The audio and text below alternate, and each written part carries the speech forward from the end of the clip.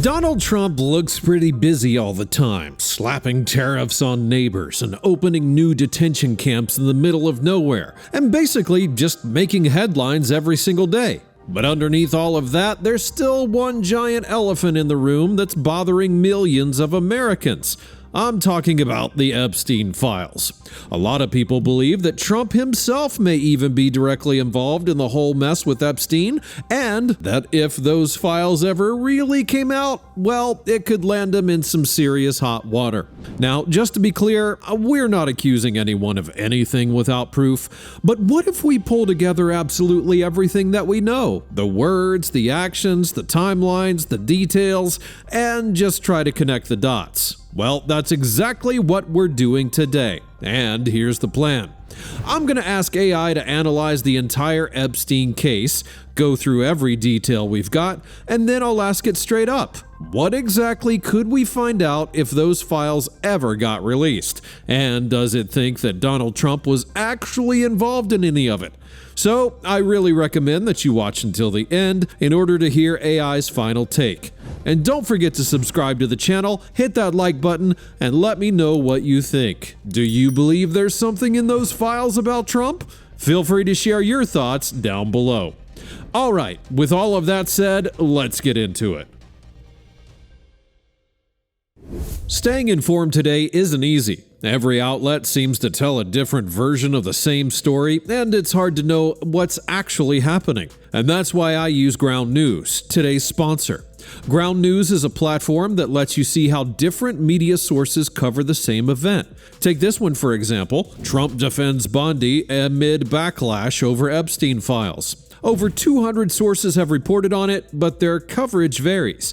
Left-leaning outlets say Trump is in full panic. Right-leaning ones claim that he's not hiding any client list and that he's focused on saving the country. With Ground News, you can view the entire media landscape in one place. There's no guessing, no echo chambers. It shows you the bias of each outlet, left, right, or center, and breaks down the factual rating of each source, so you can decide what to trust. On this one, 73% of the sources are rated highly factual. You can also follow topics you care about, whether it's AI, Trump, or US politics, and Ground News will keep you updated every day from multiple perspectives. So here's the deal. Go to groundnews.com/AI or scan the QR code to get 40% off the unlimited Vantage plan. It'll be just $5 a month.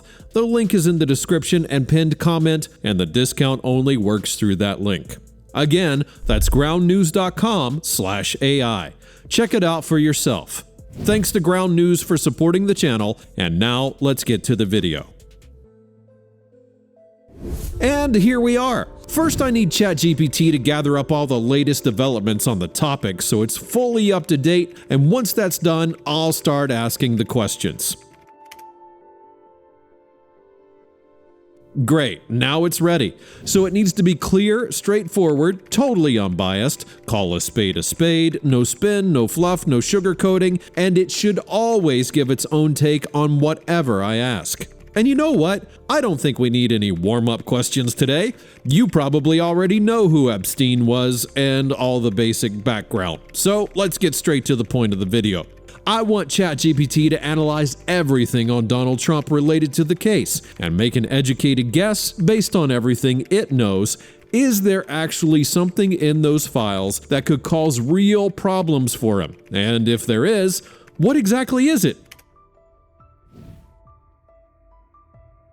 Alright, let's take a serious look at Donald Trump's connection to Jeffrey Epstein. What we do know, what's fair to guess, and what it could all mean. No fluff, no wild theories, just my honest take.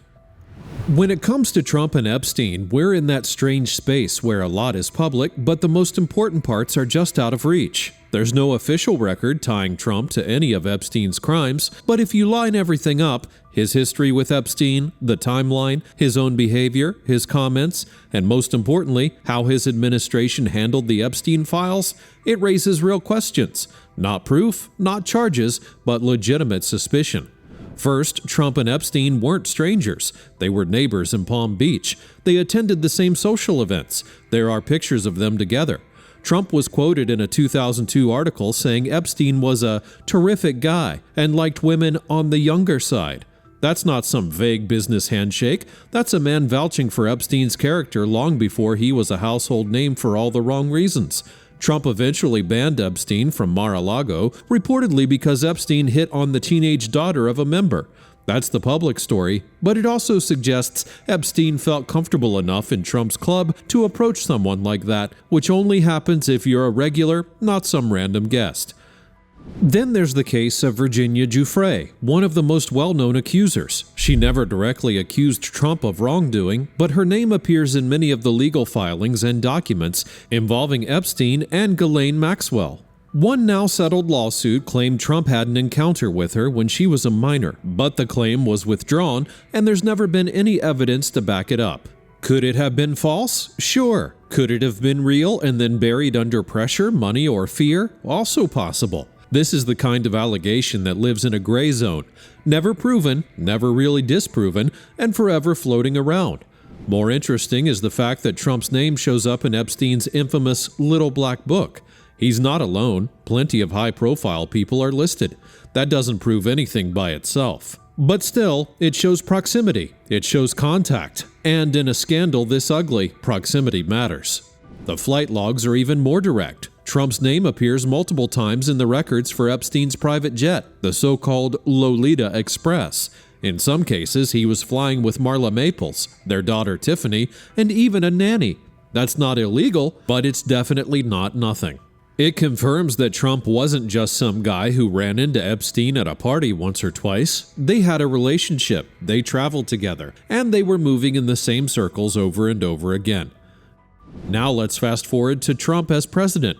When Epstein was arrested in 2019, Trump distanced himself fast. He said, "I had a falling out with him a long time ago.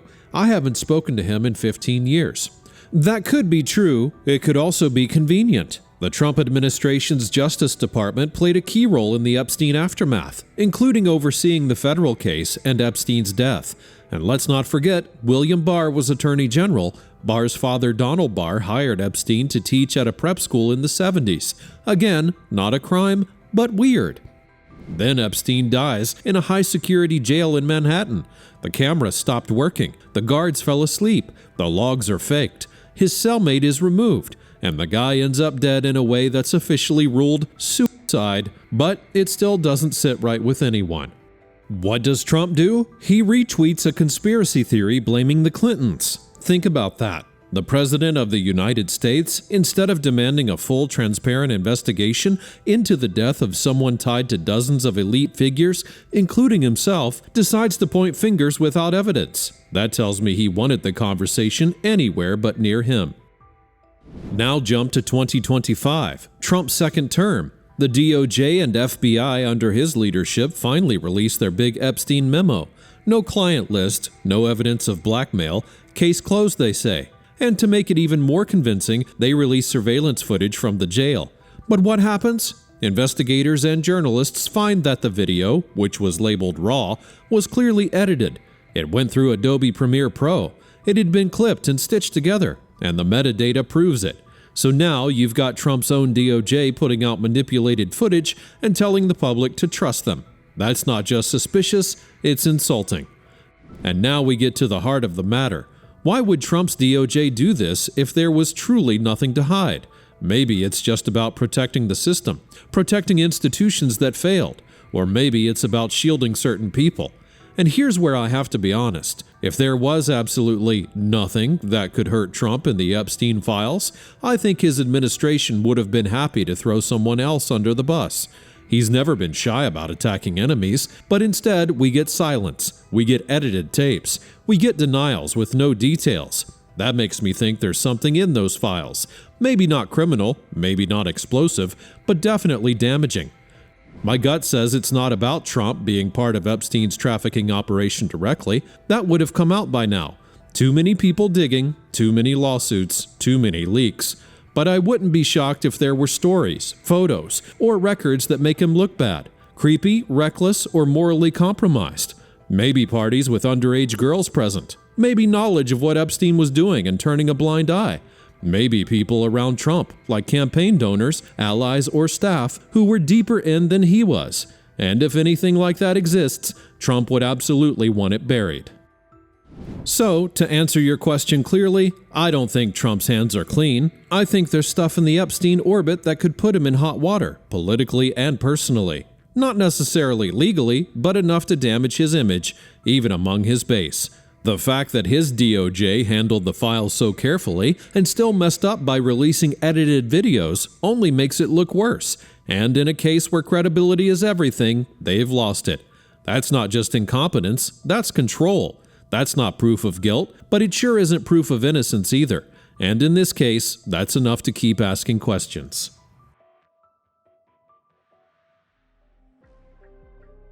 Well, I'm pretty sure that you've got something to say about that answer. I mean, personally, I liked how ChatGPT said, "Its gut says something." Like, come on, you're a robot, right? But anyway, the answer was pretty detailed and actually made a whole lot of sense. But I've got one more question I'm going to ask. Does ChatGPT think that we'll ever find out the whole truth? I'm about to ask it next, but before I do, go ahead and hit that like button if you're enjoying the video, and don't forget to subscribe to the channel if you haven't already, because it really helps the channel to grow and it keeps these conversations with AI coming each and every week. Thanks so much, and now let's ask the final question. Alright, so, does ChatGPT believe that we'll ever find out the full truth? Let's see what it has to say. Honestly, I don't.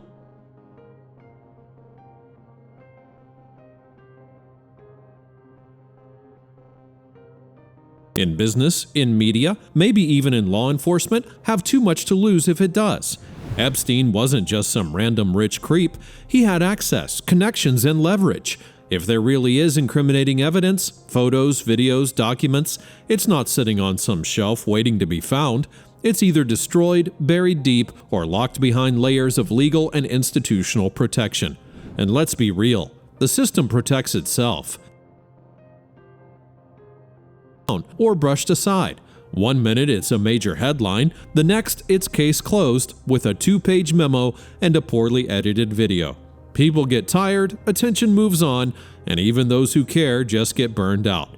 That's the playbook. Drag it out, give nothing, wait for the public to lose interest. The only way the truth ever fully comes out is if someone from the inside flips, someone with real access and nothing left to lose. But those people are either too invested or too scared. And even if they talked, who's to say it wouldn't be dismissed, buried, or discredited? So yeah, I think the public will keep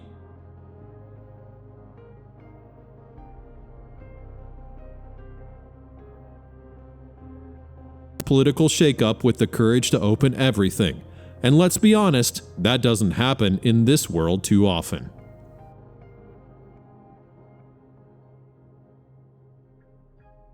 And that's it. Let me know in the comments whether or not you agree with Chat's takes today.